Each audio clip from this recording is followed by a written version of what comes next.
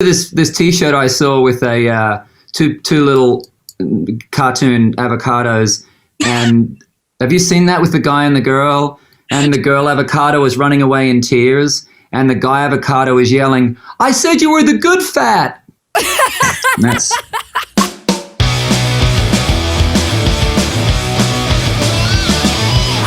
So happy to sit down with you today and chat, even if it's on Zoom. It's so great to be able to connect at a distance. And I wanted to start out because last time I spoke to you, we were talking about tattoos.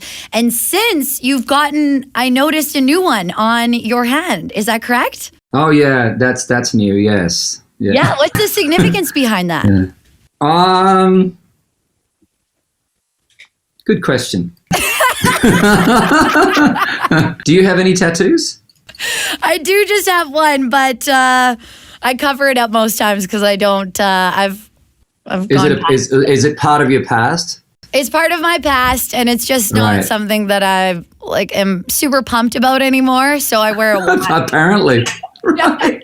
Oh, it's under your watch band. Yeah, I try and hide that, and then when I don't wear my watch, people are always like, "You have a tattoo?" Because I always have it hidden. I had my wife's middle name put on my fingers, and I realized that I suddenly can't really wear any rings on that hand because otherwise her name becomes May or Ari or various things. They don't tell you that when you're getting tattoos on your fingers that you probably won't be able to wear any rings. Yeah, but I think the tattoos is its own form of jewelry anyways. So I think you don't need them. That's true. That's right.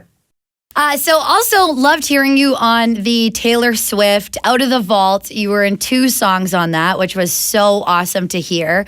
And I was wondering if she's going to be returning the favor, possibly being on the Speed of Now Part 2, or if you can touch on any collaborations that you may have, because I'm anticipating a Part 2 is coming. I would sing with her in a heartbeat.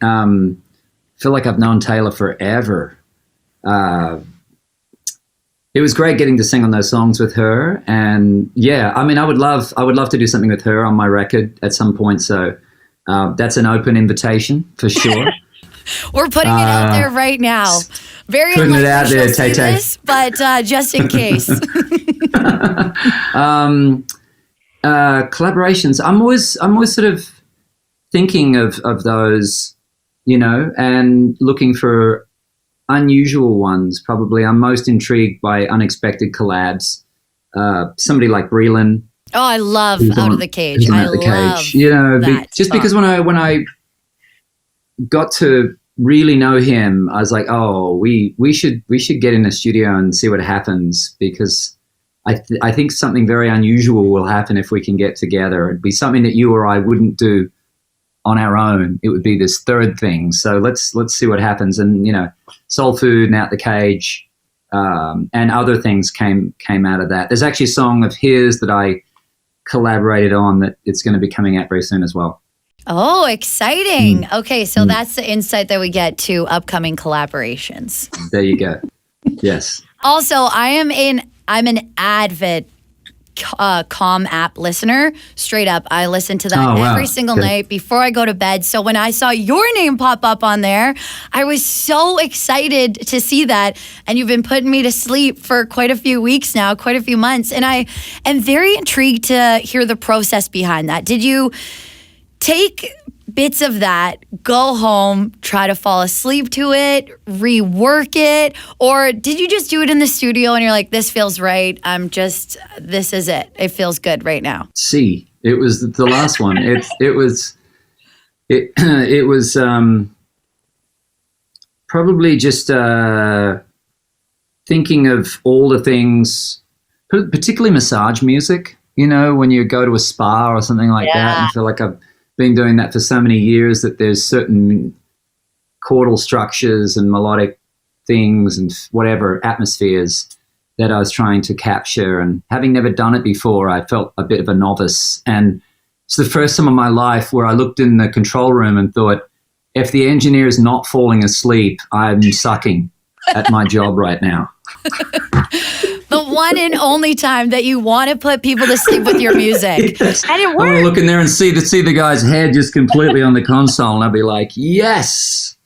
That's one thing that I'm upset about, because I always want to listen to the entire thing through, but I can't, because I'm just asleep within minutes of it. But from what I have heard before I drift off, it's so spa-like and so dreamy and so nice. I love it. Thank you. Thank you. And like, to kind of piggyback on that, because obviously that's not a country genre type of thing that you do. No. And with Brayland as well, you know, you push the boundaries on being this multi-genre type of artist. And does it bug you when you get misconceptions about that? Do you care? Do you not, that you're not in this country box? Or is it something you're like, I'm just doing me and that's all? Yeah, I've never thought about pushing the boundaries of anything, because that would be me claiming I've just created a country song that doesn't sound country at all. Then I think it would be fair to say, oh, you're really pushing the boundaries. But I do stuff that has nothing to do with country, like Out the Cage, like plenty of songs. I mean, Gemini off of Graffiti You. There's plenty of songs that have nothing to do with country. Yeah. Because I grew up playing top 40 covers. You know, that's kind of how I got my start. Playing a mix of country and top 40 covers in cover bands. And so my music's always had that big sort of fusion of different things. And at some point I gave up trying to sort of fuse it and just go, well, just write what you want to write, record what you want to write, and just make it authentic. Half of what I do, I don't think sort of lives in any category. So I always chuckle at people kind of going, that's not country. And I go, no, quite right. You're absolutely spot on. That is not at all. But I think that country, what people like kind of frustrates me, and I love country so much, but is that country listeners rather don't understand that every musical genre evolves.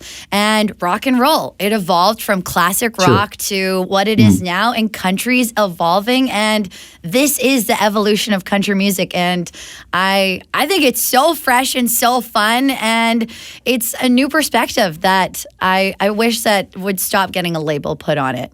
That's just my perspective. Well, you know, for people who love Alan Jackson, who would listen to what we do now, they'd say that's not Alan Jackson country music. People that listen to Patsy Cline hated what Alan Jackson did to the genre. People who loved Ernest Tubb hated what Patsy Cline did to the genre. And it's the same all the way back. Every generation brings a fusion that's unique to themselves, because it's based on the music that they grew up with. And it's not, it's different, you know, it's different. So the music right now that so many country artists grew up with was a lot of 90s, a lot of early hip hop, R&B from the 90s, and country from the late 80s, which was very pop driven, or not so much the late 80s, but even early 80s, a very pop driven country. So there's always influences coming into it, you know, and then it's just the way that every artist filters those influences into their music that makes it unique. The only thing I ever have an issue with is when something is just completely derivative, and I'm like, right, okay, it sounds like it's cut straight out of the 90s, but it's not the 90s. So what new element are you bringing to it? Because we already had that. I've heard that. That and what?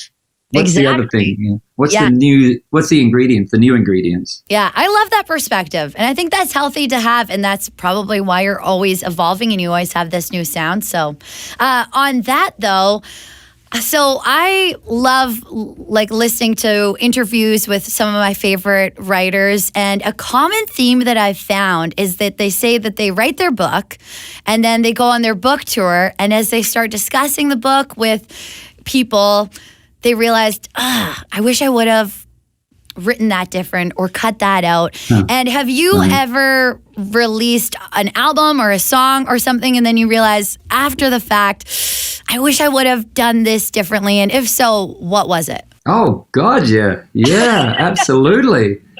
Yes, it's a great question, because it's true. It's, you know, the recorded version of a song is literally just that. It's one version. it's the version you recorded that day or that week or whatever. But that's that version. And then you go out and you start playing the song live, and the thing morphs and evolves and grows, and it's the version we did in Vancouver that night, and it's the version we did over there. They're all variations on it, and I think that's just a song staying alive, night after night, and finding. It's like the story that everybody's got a book that they love and they've read it multiple times. I'm like, why did you read it multiple times? The words didn't change, and you're like, but the meaning, my connection to it did. Interesting. It kept changing, So that's the same thing with songs. Yeah, that's why I do love seeing you live too, because I'll be singing the recorded version when you're doing it, and then you go off on this other thing. I'm like, ooh, that was okay.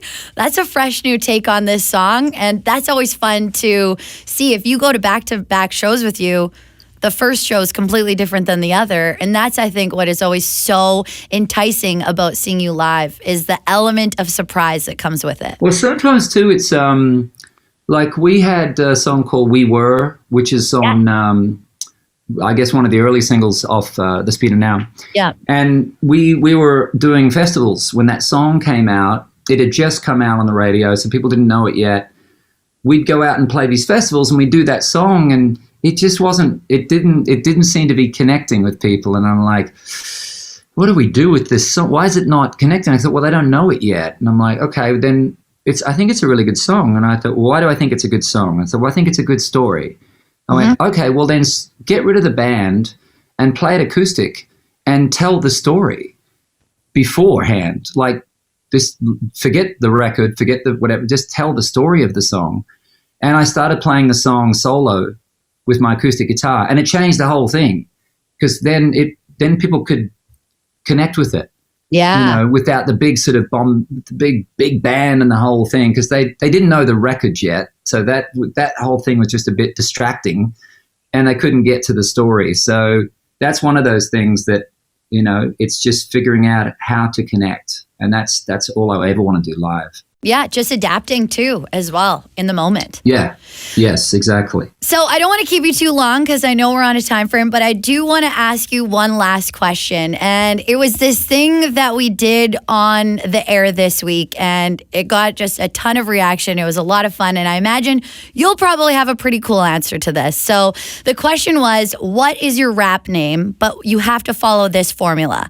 It's Lil, followed by the last thing that you bought. So like mine was Lil Avocado, because I literally just went out and grabbed avocados for breakfast on the day that we did this. So I wonder what the last thing that you bought was, but in your rap. Well, I bought a really cool pair of sneakers, so it'd be Lil Kicks.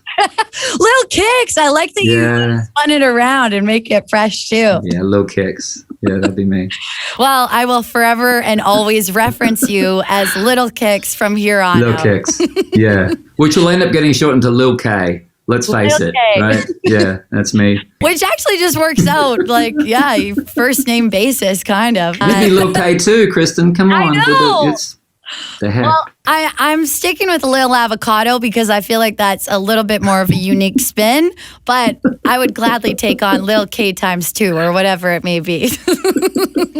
I remember this T-shirt I saw with a two little cartoon avocados, and have you seen that with the guy and the girl? And the girl avocado is running away in tears, and the guy avocado is yelling, "I said you were the good fat." Is that your best? I think that's your best dad joke. That might be something that you should tell your girls this, because that's ultimate dad joke material right there. Yeah, perfect. I'm going to be Lil K wearing that T-shirt and just be the most gangster rapper. I'll find you the shirt, Kristen.